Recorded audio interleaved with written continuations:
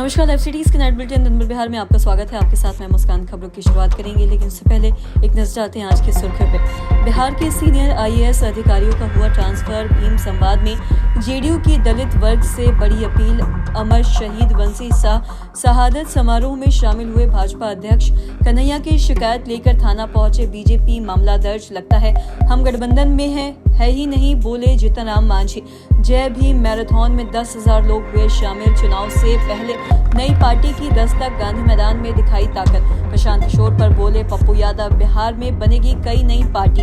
राजगीर में पहली बार होगा महिला कबड्डी विश्व कप का आयोजन। 24 जिलों में आंधी तूफान और भारी बारिश की चेतावनी। अब खबरें विस्तार से।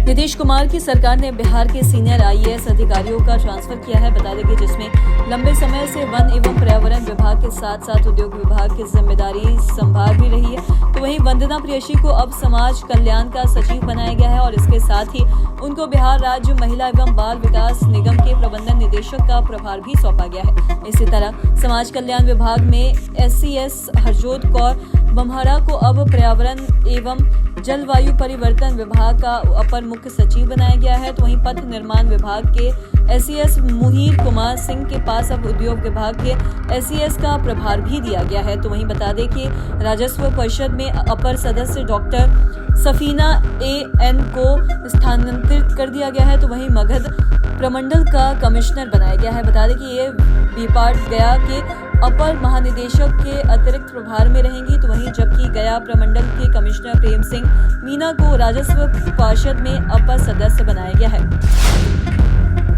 संविधान निर्माता भारत रत्न डॉक्टर भीमराव अम्बेडकर की जयंती पर रविवार को जेडीयू की ओर से भीम संवाद कार्यक्रम आयोजित किया गया। तो वहीं भीम संवाद कार्यक्रम में मुख्यमंत्री नीतीश कुमार के साथ ही केंद्रीय मंत्री ललन सिंह, जेडीयू के कार्यकारी अध्यक्ष संजय झा और बिहार सरकार के मंत्री विजय चौधरी सहित कई अन्य नेता मौजूद रहे। तो वहीं मुख्यमंत्री नीतीश कुमार भी भीम संवाद को संबोधित करते हुए डॉक्टर भीमराव अम्बेडकर द्वारा देश के संविधान निर्माण में निभाई गई भूमिका को याद दिया। तो वहीं साथ ही वर्ष 2005 के बाद से बिहार में दलित वर्ग के साथ ही महिलाओं, पिछड़ों और अल्पसंख्यक स्वर्णों और साथ ही साथ सशक्तिकरण के लिए किए गए कार्यों से राज्य में हुए बड़े बदलाव की जानकारी दी गई। और इस दौरान मुख्यमंत्री ने मंत्री अशोक चौधरी का स्वागत भी किया और उन्होंने दो बार शॉल उड़ाकर अशोक चौधरी का कार्यक्रम के दौरान भी स्वागत किया।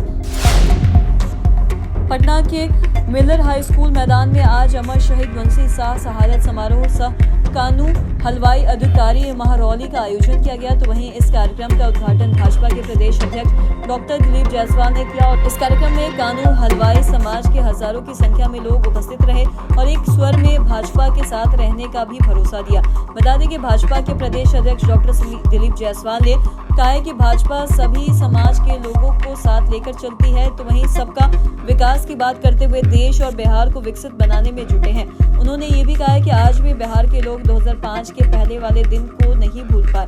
तो वहीं जब राजद के शासनकाल में सबसे अधिक निशाना वैश्य समाज को बनाया जाता था और उस दौर में वैश्य समाज के कई लोग बिहार से पलायन कर चुके थे, लेकिन अब समय बदल गया है और आज बिहार में समाज के लोगों की छोड़िए बड़े बड़े उद्योगपति भी अपना व्यापार लाने की इच्छा जता रहे हैं।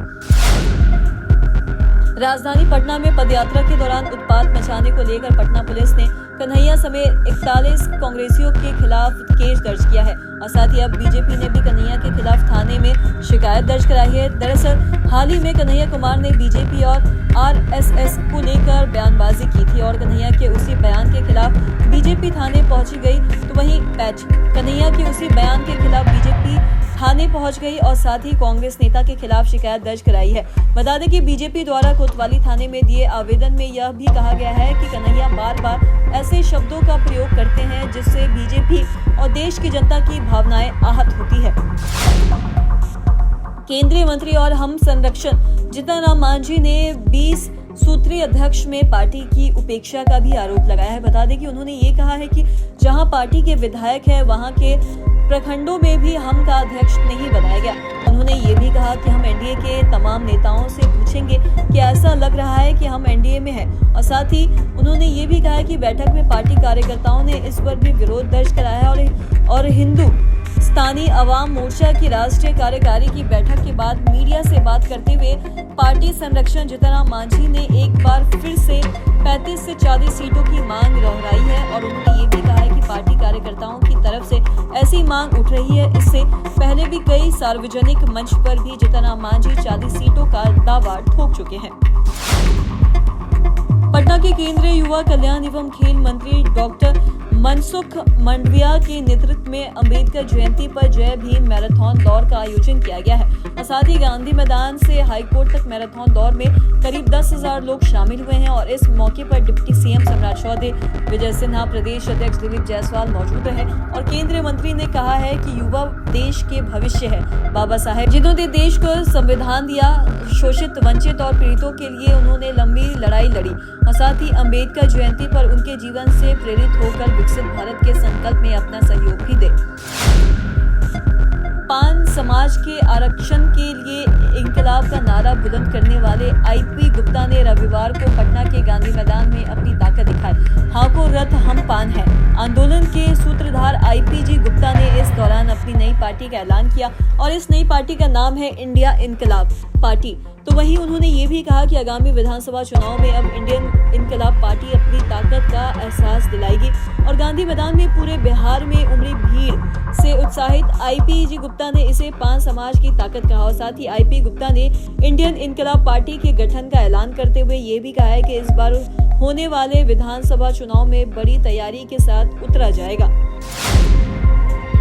बिहार में चुनाव से पहले बन रही नई पार्टियों को लेकर पप्पू यादव खूब बोले। पप्पू यादव ने प्रशांत किशोर और शिवदीप लांडे की नवगठित पार्टी हिंद सेना पर जमकर निशाना साधा और साथ ही उन्होंने ये भी कहा कि चुनाव में प्रधानमंत्री नरेंद्र मोदी 50 बार आएंगे और बिहार में कई नई पार्टी भी बनाएंगे। उन्होंने ये भी कहा है कि महाराष्ट्र का रहने वाला लांडे भी बिहार में पार्टी बना ली। वहीं तेजस्वी यादव पर हमला करते हुए पप्पू ने ये कहा है कि जो बाप का नहीं हुआ वह किसका होगा। साथ ही उन्होंने ये भी कहा कि 0 से ज्यादा एनडीए के नेता मुख्यमंत्री बनने के लिए तैयार हैं और जिसमें गिरिराज सिंह, मंगल पांडे, संजय झा, सम्राट चौधरी और साथ ही दिलीप जायसवाल जैसे लोग भी शामिल हैं।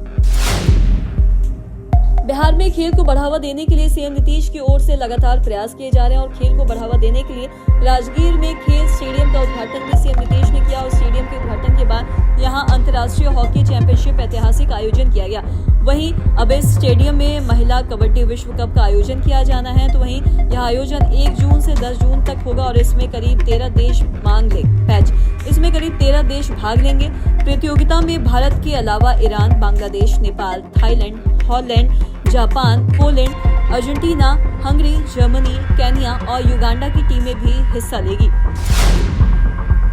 बिहार के 24 जिलों में रविवार को भारी बारिश और ठंड का गिरने को लेकर चेतावनी जारी की गई है। बता दें कि साथ ही तेज आंधी तूफान की भी संभावना है। इसको लेकर मौसम विभाग ने इन जिलों में येलो अलर्ट जारी किया है और मौसम विभाग के अनुसार रविवार को प्रदेश के उत्तर बिहार और दक्षिण पूर्व भाग के जिलों में कुछ जगहों पर मेघ गर्जन, वज्रपात और तेज हवाएं चलने की आशंका है। 40 से 50 किलोमीटर की स्पीड से हवा चल सकती है। हालांकि न्यूनतम तापमान में मामूली बढ़त देखने को मिली है और शनिवार को बिहार के कई हिस्सों में हल्के से मध्यम बारिश देखने को मिली है। तो वहीं कहीं कहीं तेज हवा भी देखने को मिली। तो आज के इस वीडियो में इतना ही। अगर आपने अब तक हमारे चैनल को सब्सक्राइब नहीं किया तो तुरंत कर ले, साथ ही हमारे फेसबुक पेज को लाइक करें। वीडियो देखने के लिए आपका धन्यवाद।